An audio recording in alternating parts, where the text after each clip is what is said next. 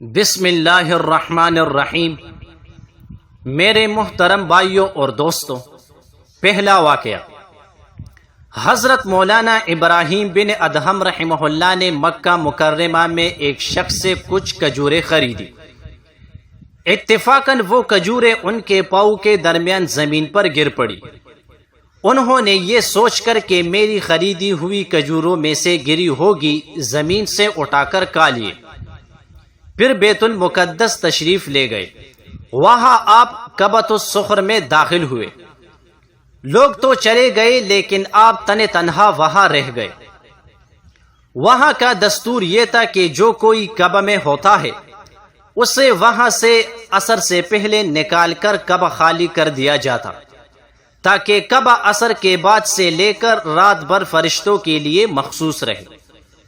چنانچہ منتظمین نے لوگوں کو کعبہ سے نکال دیا۔ حضرت ابراہیم بن ادہم رحمہ اللہ چھپ گئے، لوگ انہیں نہ دیکھ سکے۔ اس طریقے سے رات بھر کعبہ کے اندر ہی رہے۔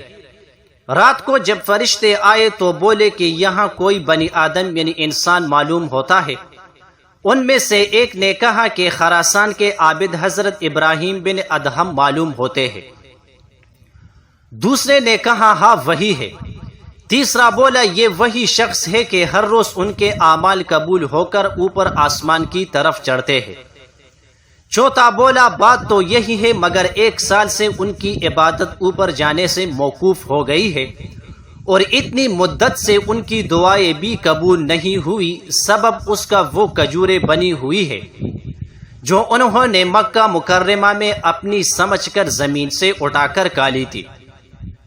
پھر یہ فرشتے اپنی عبادت میں مصروف ہو گئے، یہاں تک کہ صبح صادق ہو گئی۔ دربان آیا، اس نے کعبہ کا دروازہ کھولا۔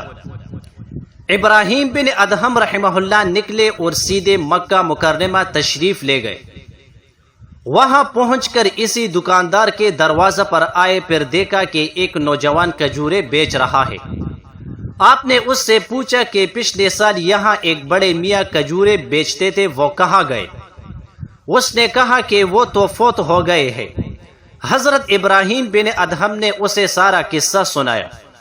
اس نے کہا ان دونوں کھجوروں میں سے میں نے تو اپنا حصہ معاف کرایا، البتہ گھر پر میری ایک بہن اور والدہ ہے، ان کا بھی حصہ ہے، آپ ان کے گھر تشریف لائے۔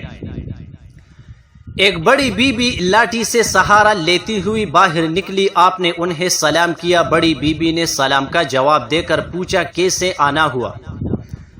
حضرت ابراہیم بن ادہم رحمہ اللہ نے انہیں بھی سارا قصہ سنایا۔ بڑی بی بی نے کہا کہ میں نے بھی اپنا حصہ معاف کر دیا۔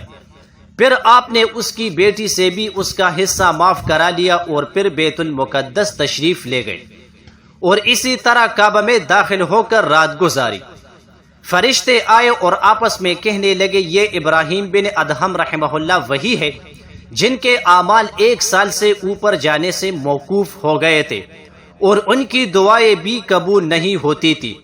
اب چونکہ یہ کھجوریں معاف کر آئے ہیں تو ان کے اعمال بھی قبول ہونے لگے ہیں اور دعائیں بھی، اور اللہ تعالیٰ نے انہیں ان کے درجے کی طرف لوٹا دیا ہے۔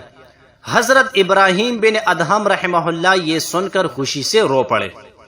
دوسرا واقعہ، ابراہیم الخواص کہتے ہیں کہ میں قبروں کے پاس بہت زیادہ جایا کرتا تھا۔ ایک دن ایک قبر کے پاس بیٹھا تو نیند لگ گئی۔ میں نے ایک کہنے والے کو سنا کہ کہتا ہے کہ زنجیر لو اور اس کو اس میں داخل کرو، اور نچلے حصے سے اس کو باہر نکالو، اور میت کہتی ہے کہ اے رب، کیا میں قرآن نہیں پڑھتا تھا، کیا میں نماز نہیں پڑھتا تھا، کیا میں نے حج نہیں کیا تھا؟ اس کے جواب میں ایک کہنے والا کہتا ہے کہ ہاں، جب تو تنہائی میں ہوتا تو گناہ کرتے ہوئے میرا خیال و مراقبہ نہیں کرتا تھا۔ تیسرا واقعہ، حضرت ابراہیم بن ادہم رحمہ اللہ کے ہاتھ پر ایک گناہگار کی توبہ۔ ایک شخص حضرت ابراہیم بن ادہم رحمہ اللہ کے پاس آیا اور عرض کیا کہ حضرت، میں گناہوں سے بچنا چاہتا ہوں لیکن بچ نہیں پاتا، کیا کروں؟ کوئی ایسی بات ارشاد فرمائیے کہ میری گناہوں کو روکنے والی ہو۔ حضرت ابراہیم بن ادہم رحمہ اللہ نے فرمایا کہ جب تیرا ارادہ گناہ کرنے کا ہو تو دیکھنا کہ اللہ کا دیا ہوا رزق نہ کھانا۔ اس نے عرض کیا کہ پھر میں کیا اور کس طرح کہوں، جبکہ جو بھی رزق زمین پر موجود ہے سب اللہ ہی کا عطا کردہ ہے۔ آپ نے فرمایا کیا تجھے شرم نہیں آتی کہ جس کا رزق کھاتا ہے اسی کی نافرمانی کرتے ہیں؟ پھر حضرت ابراہیم بن ادہم رحمہ اللہ نے فرمایا کہ اگر تو گناہ کرنا ہی چاہتا ہے تو ایسا کر کے اللہ کی زمین سے باہر چلا جا اور وہاں گناہ کر لے۔ اس نے عرض کیا کہ حضرت یہ کیسے ہو سکتا ہے جبکہ ساری کائنات اسی اللہ کی ہے؟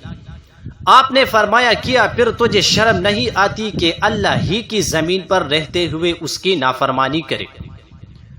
حضرت ابراہیم بن ادہم رحمہ اللہ نے فرمایا اچھا اگر تجھے گناہ ہی کرنا ہے تو کسی ایسی جگہ چلا جا جہاں کوئی تجھے نہ دیکھتا ہو۔ اس نے کہا کہ حضرت یہ کیسے ہو سکتا ہے جبکہ وہ اللہ ہر وقت ہمارے ساتھ ہے؟ آپ نے فرمایا کیا تجھے شرم نہیں آتی کہ خدا کے اس قدر قریب ہوتے ہوئے اس کی نافرمانی کرے؟ پھر فرمایا اگر تو گناہ ہی کرنا چاہتا ہے تو جب حضرت اسرائیل علیہ السلام روح قبض کرنے آئے تو ان سے کہنا کہ مجھے توبہ کرنے تک ذرا مہلت دے۔ اس نے کہا یہ کیسے ہو سکتا ہے؟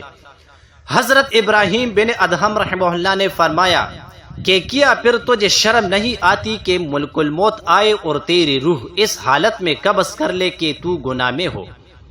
پھر فرمایا اگر تو گناہ کرنے کا ارادہ رکھتا ہے تو ایسا کر کے جب جہنم کے فرشتے زبانیہ قیامت کے روز تجھے پکڑ کر جہنم میں لے جانے چاہے تو ان سے یہ کہہ دینا کہ میں تمہارے ساتھ نہیں آؤں گا۔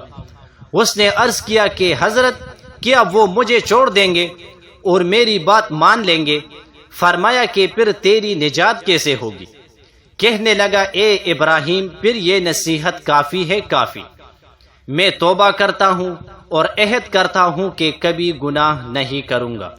ماشاءاللہ، جزاک اللہ۔